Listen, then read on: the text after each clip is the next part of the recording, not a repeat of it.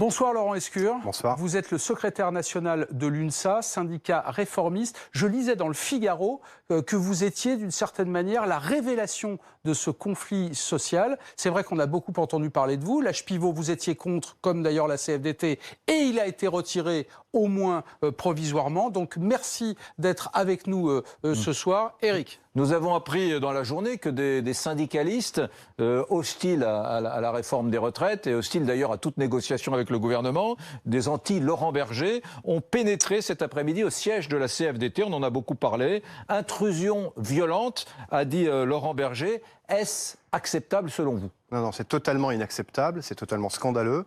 Je l'ai condamné fermement, j'ai apporté mon soutien à la CFDT et à Laurent Berger. J'ai même appris que les mêmes, qui sont peut-être pas des syndicalistes, mais en tout cas des gens qui sont dans l'action, cherchaient à venir à l'UNSA aussi, donc on saura se protéger. Mais je veux le condamner fermement parce que j'ai vu les images, comme vous. Il y a des gens qui cherchent à les excuser en disant finalement c'était bon enfant, c'était en chanson, mais il s'agit quand même d'une intrusion. Il y a eu des personnes qui ont été choquées, une personne qui a été blessée, et la question de fond, c'est pourquoi sont-ils allés manifester dans la CFDT? Ils sont allés dans un lieu privé avec une intention. L'intention, c'est de restreindre la liberté d'expression et d'opinion de cette organisation. Quand on restreint la liberté d'expression et d'opinion d'une organisation, on s'attaque à la démocratie. Quand on s'attaque à une organisation syndicale, on s'attaque à la démocratie. Quand on s'attaque à un plateau d'un média ou à un hall d'un média, on s'attaque à la démocratie. Quand on s'attaque à une institution, on s'attaque à la démocratie. Donc il faut le condamner fermement et sans tergiverser, et j'attends de ça de l'ensemble des forces démocratiques. Mais allons plus loin, Laurent Escure. Tout à l'heure, on en parlait avec Éric Brunet. Ce matin, l'émission Les Grandes Gueules d'RMC à Béziers, interrompue au bout d'une heure parce qu'on a débranché le car régie. Cet après-midi, le Louvre où quelques grévistes bloquent l'entrée et laissent dehors des milliers de touristes qui étaient venus pour visiter ce musée. On a vu d'autres exemples depuis le début de la grève. Je vous pose la question, mais sans naïveté, en toute innocence, est-ce que vous considérez que c'est encore du syndicalisme? Ah non, pas du tout. Lorsqu'on est dans l'action violente, on n'est ni dans le syndicalisme, ni dans la démocratie. Quand on veut défendre son idée, la France, on a cette chance d'avoir des institutions fortes qui garantissent la liberté de conscience, la liberté d'opinion, la liberté d'expression.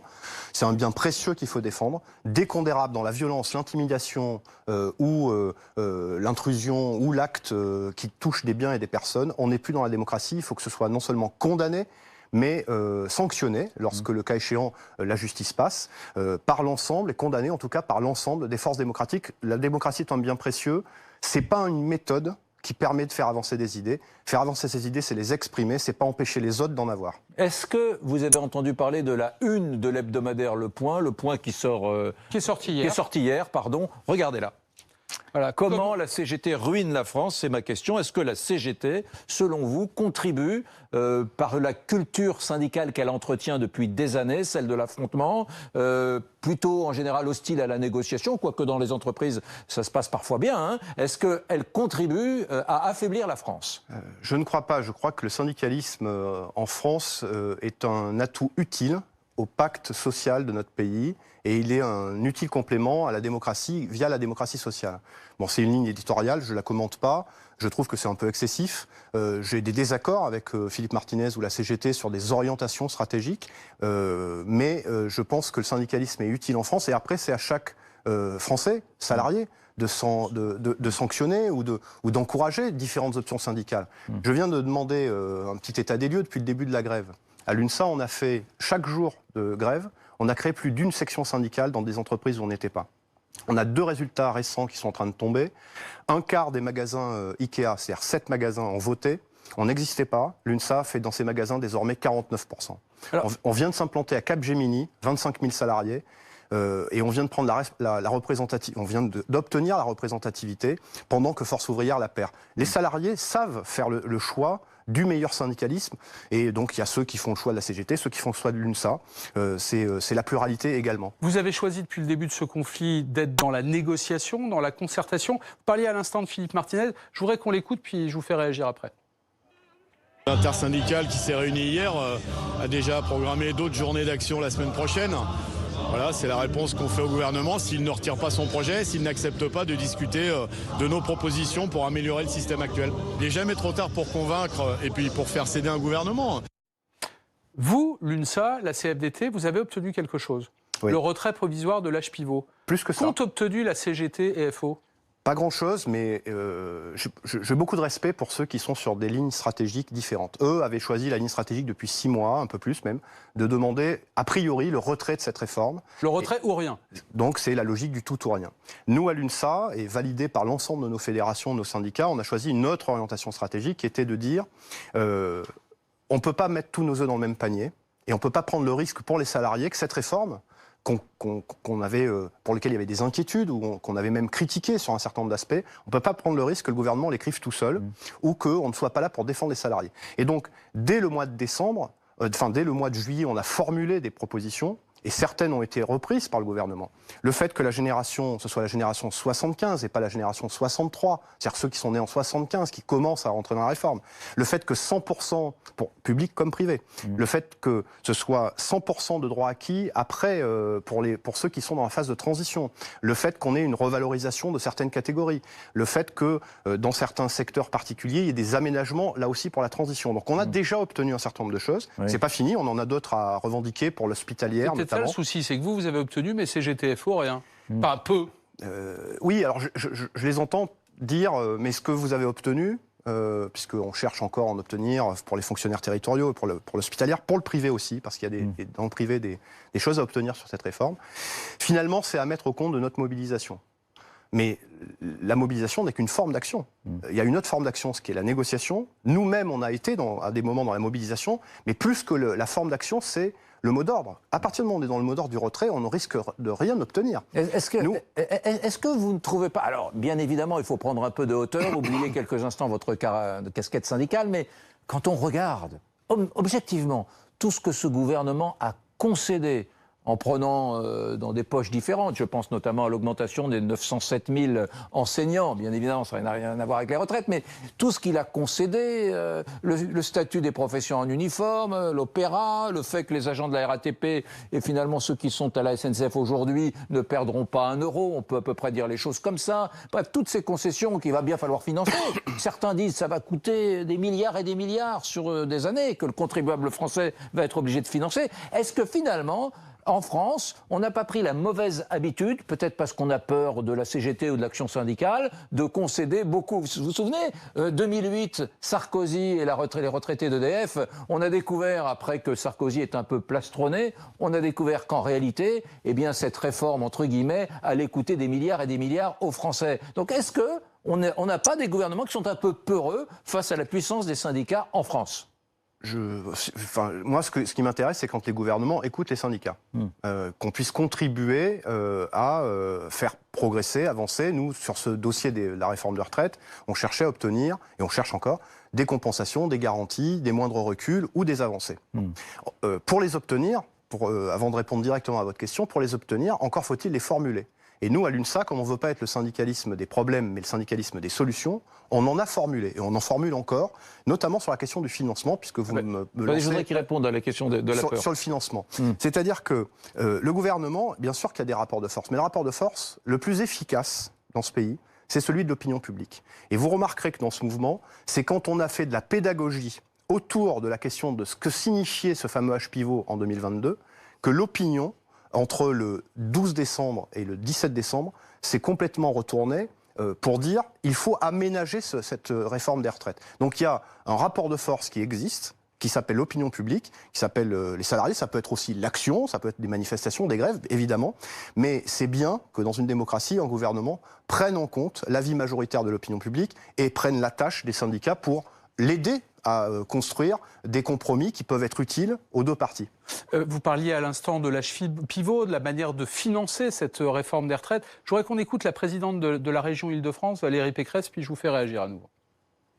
C'est la première fois dans l'histoire de ce pays qu'on fait une réforme des retraites sans savoir comment elle va être financée. Moi, mon sujet aujourd'hui, il est simple. S'il n'y a pas de mesure d'âge dans cette réforme, il n'y aura pas d'équilibre et de sauvetage des retraites à terme. Voilà. Oui, c'est pas une réforme des retraites. Alors. Ce soir, c'est le moment, on a le temps. Dites-nous concrètement, puisque vous ne voulez pas de l'âge pivot, comment financer cette réforme des retraites ? Je vais vous le dire. Je vais commencer par dire qu'il y a une petite erreur dans le reportage qui a été diffusé là, sur sur c'est la première fois qu'on fait une réforme sans savoir comment la financer. C'est pas vrai. Je vais vous dire pourquoi c'est pas vrai. C'est que l'équilibre dont il est question, c'est celui entre 2022 et 2025. La future réforme, elle ne s'applique pour les premiers qui partiront à la retraite qu'en 2037. Et l'équilibre financier de 2027, moi-même je me suis trompé, l'équilibre financier pour 2027 concerne les régimes actuels.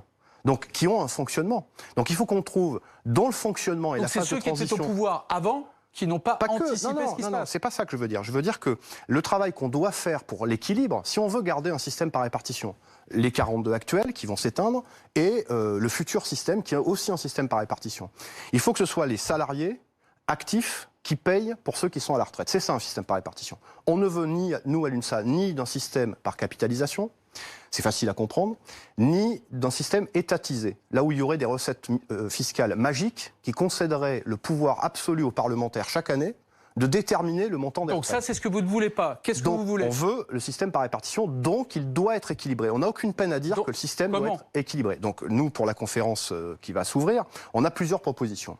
D'abord, c'est la question de se mettre d'accord. Je sais que beaucoup de partenaires sociaux, y compris du côté de l'employeur, sont sur cette position. D'abord, se mettre d'accord sur combien il faut.